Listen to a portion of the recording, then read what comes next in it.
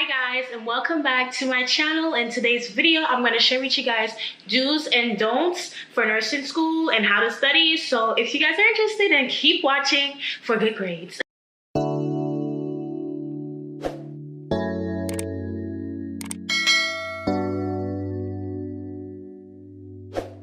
Alright y'all, so this video has kind of been overdue. I've recorded this thing 7 times. This is my 8th time recording this video there, so I'm just gonna record this and hopefully you guys do enjoy it, and if you do, leave a like and don't forget to subscribe for more. So without further ado, let's just jump right into the video. All right y'all, so I have like notes on my phone here, so I'm gonna be looking down here and there to kind of keep myself on track because I don't want to make this video too long. So basically I have, let's see, we have here 8 do's and don'ts for studying. And first do, oh my gosh, I almost deleted my note, what the heck. Okay, so first thing is to get a head start. There, I said it. So get a head start, meaning that if you can, if you're like coming into your first semester, second semester, it's the start of the semester, try to get the reading list over the summer from the teacher, previous students, anybody that you can get the reading list. Try to get it so you can get a head start and so you can start reading, because trust me, you're gonna need it, and it takes forever to read and keep up with everything for nursing school. And then once you get the work coming at you, like, then trust me, you're gonna be praying that you took that head start. And do not procrastinate like how I used to procrastinate. Now girl, we cannot do that in the future. No more procrastination, and get a head start. All right, so my second tip, which is actually a don't, this one is do not rely solely on PowerPoints. And I say this from experience, you guys. I say this from experience because I see a lot of students where they use the PowerPoints only, and for them that works good, but I mean, you got to do what works for you. And for me personally, that just never worked. Before nursing school, yeah, I could just show up to class, notebook and a pen, take notes off the PowerPoint, and I'm good. Like, I passed my test good. I'm done, I'm ready, I'm good to go. But then in nursing school, what I quickly realized, especially last semester when I almost forget it, what I realized is that you cannot depend solely on PowerPoints. PowerPoints won't have all the information. You need to pick up your book. You need to read your book.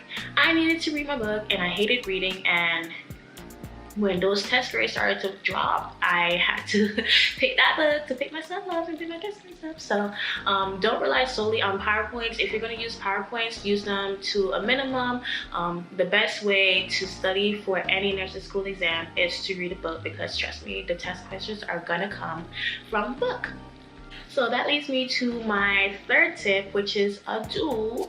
That is, do read a little bit every day. And that ties in also with procrastination. So if you're a procrastinator like how I am, the best way to tackle the workload, basically, sorry, I'm playing with my hair, but the best way to tackle the workload is to read a little bit every day. If you were to pick up your book and read like 20, 30 pages in one day, if you're a fast reader, you could do that, perfect. But me, on the other hand, I can only read like 10 pages tops, and I'm just like brain dead. So reading a little bit every day helps me a lot better, so that I can have the information memorized, broken down. I can actually like dissect and ingest the information.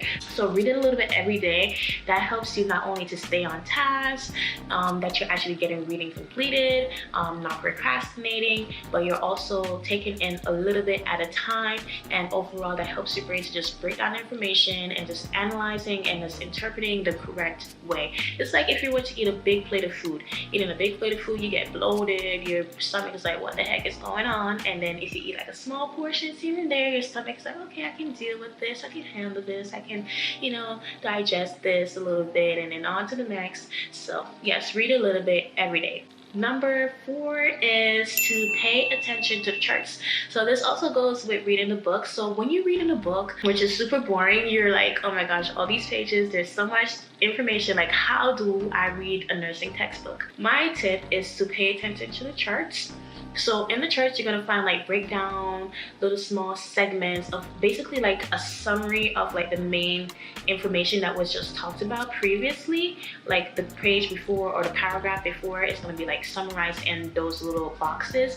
And the funny thing is, I swear to y'all, these teachers know that people do not read a textbook. A majority of students do not read textbooks, or they just skim over it. They don't actually like read it. And what they do is they get test questions from the books. And I've heard teachers say this, where they get the test questions from the books, or they even like the little boxes that I'm talking about, like those red, orange, purple, whatever color, if it stands out in color, look at it, because that's where a lot of test questions come from. They take these test questions out of these boxes word for word. Sometimes I'm just like mind blown. I'm like, why didn't I like do this like since first semester? But yeah, so pay attention to the boxes. Not only are you getting like a summary of the information, but also teachers are paying attention to those, and they know that students do not read a textbook, and they get a lot of test questions from the boxes. Okay, so my my fifth tip is to actually answer the practice questions. So everything that I'm saying right now is in reference to reading the textbook, but yes, answering practice questions is like amazing. Like I love them. So you can do practice questions from the textbook, practice questions ATI if you have access to ATI. That's also a really helpful source that I use a lot. So answering practice questions, whether it be textbook, ATI, online resources, anything you can find to get any like practice with questions, do them, because a lot of times, especially when you take the practice questions out of the book, they end up coming on the test, and you're just like, what? But practice questions from the textbook sometimes are on the test. So when you do practice questions, you're making sure that you're actually understanding the information. First of all, you're actually you're quizzing yourself. So basically, whatever it is that you don't understand, if you were to tackle a question and you can't get the answer correct, then you're like, okay, maybe I need to go back and refresh on this. As well as, it's a really good way to reinforce what you just read. So you read it, you answer a question, and it's glued in your brain, trust me. So if you go on a test and you see a question, it's going to stand out at you because you've seen it probably like 5 times now, as opposed to just 1 time. You know what I'm saying? So don't overlook practice questions. You may think it's a lot more work, and I gotta sit here and not only read book and then do practice questions, but they really are helpful, and they help you to not only to just get the information, but to see where you stand in like understanding the content and the information, as well as like helping you with your test taking skills. So my 6th tip, whatever, is to write or highlight while you read. So that is, if you're like a kinesthetic reader or learner, studier, like how you best learn. Basically, there's different learning styles. So if you're kinesthetic, this really is helpful. You can type, you can do whatever you feel comfortable, but some form of movement while you're studying is really helpful to like get the information in your brain. And for me personally, I find that writing and highlighting helps so much, because when I'm highlighting, colors are standing out. So when I'm going back on my test, I can remember like a color popping out and a word in the color, and I'm like, oh my gosh, do I have photographic memory? But overall, like writing helps me to remember, it helps me to recall information, and then highlighting helps the information to stick in my brain, and also helps with recall. So if you're a learner like that, then definitely write and highlight while you read. Especially when you need to write down questions, like anything, just write anything, questions, thoughts. It just helps you overall. All right, y'all, so number 7 is to think like a nurse. And you're like, think like a nurse? How do you think like a nurse? Well, here's an amazing way to think like a nurse.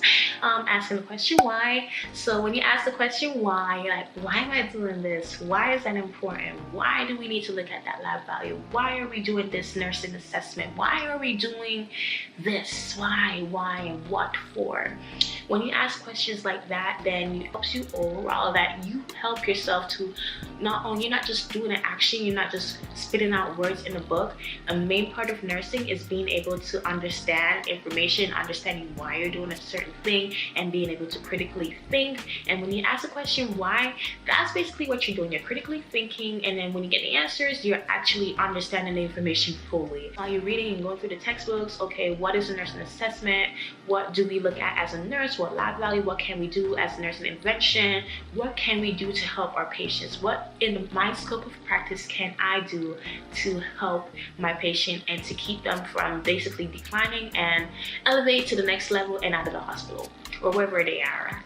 You know what I'm saying? Don't forget your AGPI and, you know, just the nursing process overall.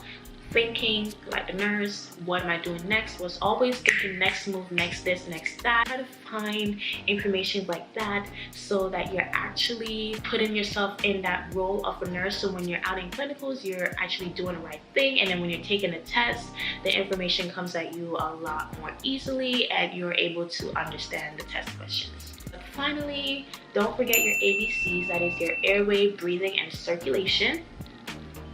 This should be like number one on my list because literally every test question has something to do with airway, breathing, or circulation.